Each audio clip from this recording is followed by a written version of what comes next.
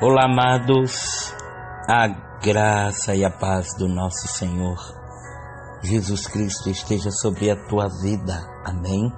Hoje nós vamos estar lendo o livro do profeta Oséias, capítulo 13, verso 5, que nos diz o seguinte: Eu te conheci no deserto, em terra muito seca, amém? Vamos orar. Pai, te louvamos, bendizemos o teu nome, porque só tu és digno de toda honra, de toda glória e de toda adoração. Amigo Espírito Santo, nos dá o discernimento e a sabedoria para falar não aquilo que queremos ou pensamos, mas aquilo a qual tu já tens determinado, desde agora e para todo sempre. Amém. Amados, esse contexto bíblico, onde a qual está falando sobre o pecado de Israel e a consequência do pecado, que seria na verdade o castigo, e nós vamos perceber de que Israel, muito embora Deus tivesse um cuidado, acima da média, por se tratar de um povo onde a qual ele houvera escolhido. E aqui está falando na verdade também do exílio, onde a qual Deus já houvera usado profetas.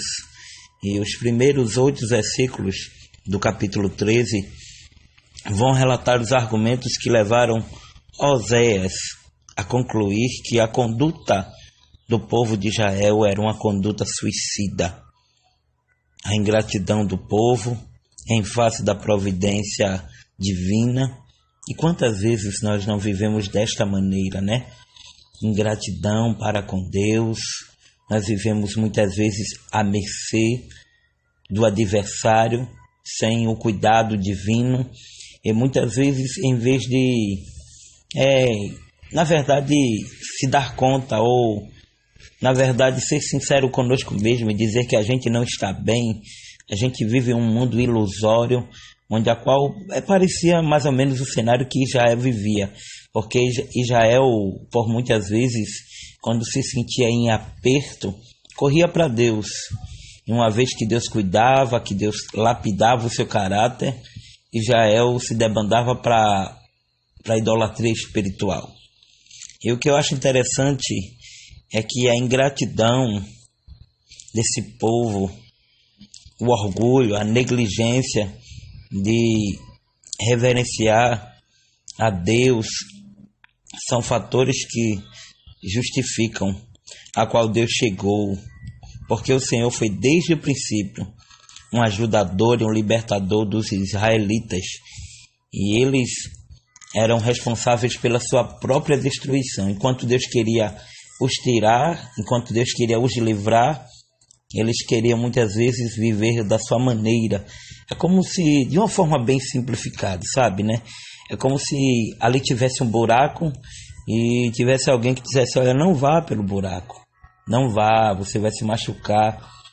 Mas a cegueira espiritual deste povo, quando estava longe da presença do Senhor, quando muitas vezes não queria comprometimento ou ser cuidado por Deus, fazia com que eles próprios, estivessem querendo sofrer. Para mostrar que a ponto extremo Israel estava vivendo uma apostasia, o profeta destaca a iminência que Efraim teve entre as 12 tribos. E antes de pecar, Efraim falava, tremia-se, foi exalçado em Israel, mesmo quando falava humildemente e expressava com autoridade, mas ele fez-se culpado em Baal e morreu com a introdução da adoração a Baal no reinado de Jeroboão I, no qual Deus foi simbolizado simbolizado por bezerros de ouro. Isso está em 1 Reis, capítulo 12, versículo 28, e Efraim foi entregue à destruição. Veja muitas vezes até que ponto nós chegamos. Nós, muitas vezes, infelizmente, nós estamos vivendo tempos difíceis, porque a gente tem vivido aquele tempo de a igreja tem cada dia mais se contaminado, líderes, em vez de cuidar da ovelha, do rebanho, estão mais preocupados com coisas que não agradam a Deus.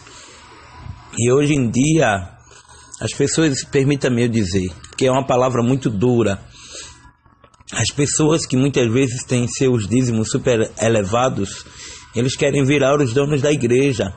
Mas precisam eles saber, tanto ele quanto os pastores, ou o dirigente da congregação, quem quer que seja, que quem manda na igreja é Deus. E Deus não tem esse negócio de barganhar. Com Deus não tem esse negócio. Deus ama a sinceridade, a santidade. E Deus, muitas vezes, ele vai levar para lugares que a gente acha que é o fim, mas na verdade é o recomeço. E era sempre isso que Deus fazia. Como vara de correção, Deus usava o povo estrangeiro para que eles pudessem, dar conta. E agora multiplicavam os pecados, e eles fizeram imagens de prata, de ouro, de artifícios. Isso está no versículo 2 do capítulo 13 de Oséias.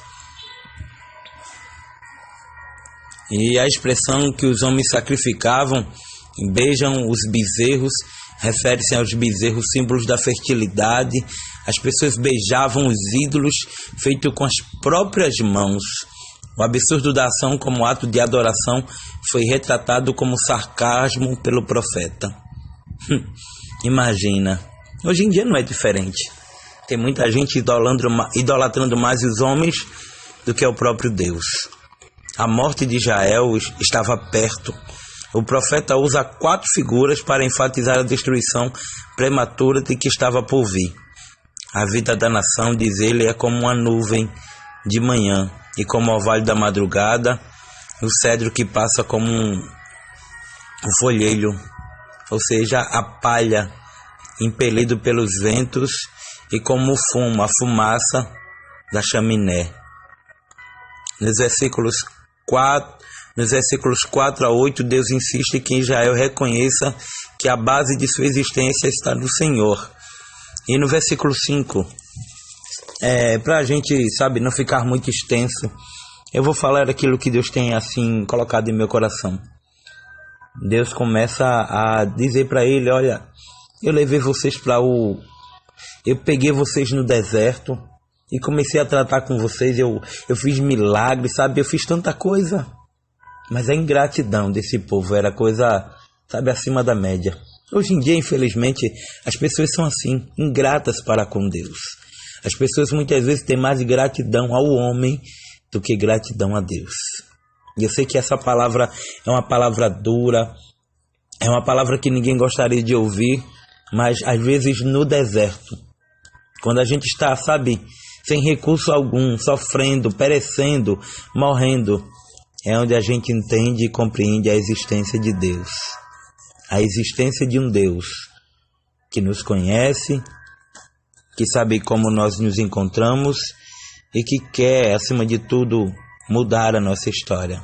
Talvez você que esteja do outro lado está no deserto, está sofrendo, está perecendo, está, passando por uma situação calamitosa tão difícil.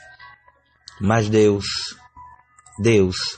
o próprio Deus, é aquele que muda a história, é aquele que transforma, é aquele que faz aquilo que eu e você, nós não podemos fazer, é aquilo que faz com que eu e você, entenda realmente a necessidade de estar ligado a Cristo, de estar vivenciando os milagres de Cristo.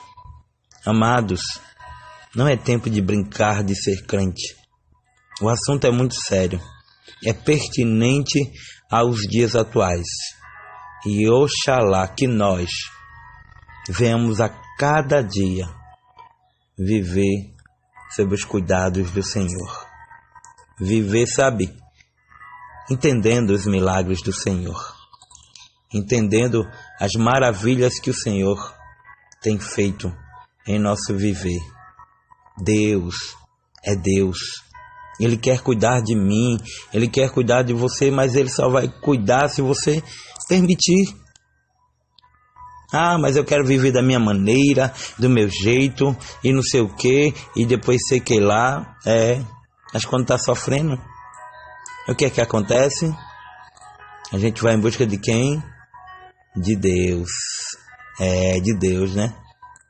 Então, não deixe o deserto chegar para buscar a Deus, mas busque a Deus antes do deserto chegar. Esse é o recadinho que eu deixo para você. Esse é o recadinho que Deus fala ao meu coração. Porque o deserto é lugar de experiências. Ainda aqui no capítulo de Oséias, capítulo 12, versículo 14, olha só o que vai dizer. Oséias 2:14. Veja só o que vai dizer a palavra do Senhor. Veja que coisa interessante. Oséias capítulo 2, versículo 14. Veja o que vai dizer a palavra do Senhor. Oséias 2:14. Portanto, eis que eu atrairei e levarei para o deserto e lhe falarei ao coração. Entendeu agora? Eu não estou vivendo aqui ou fazendo argumentos ou conjecturando algo que não existe, porque a nossa desobediência nos faz ir para o deserto. Mas existem dois desertos: o deserto que Deus me leva para ensinar alguma coisa e o deserto que eu vou por desobediência. Então, meu amado, não deixe as coisas apertarem. Busque para que as coisas não se apertem. Deserto é lugar de experiências. Deserto é lugar de que crente menino amadurece espiritualmente. Mas Deus quer que você aprenda todos os dias. Não seja ingrato à voz dele. Antes, porém, ouça o que ele tem a falar e a dizer todos os dias. Amém. Que Deus te abençoe. Que o Espírito Santo de Deus esteja abençoando tua vida hoje, sempre e eternamente. Um abraço. E que Deus venha abençoar a tua vida, tua família, teus sonhos e projetos em nome de Jesus. A você que hoje está completando mais uma primavera, deixa eu estar te mandando aqui parabéns. Parabéns para você, tá? Que Deus te abençoe, muitos anos de vida e que o amigo Espírito Santo te dê o melhor presente que você já recebeu. Paz na tua alma, saúde e principalmente a presença de Deus. As coisas materiais são boas, mas o mais importante são as espirituais. Fiquem todos na paz. Que Deus abençoe em nome de Jesus. Fiquem todos na paz. Oh glória!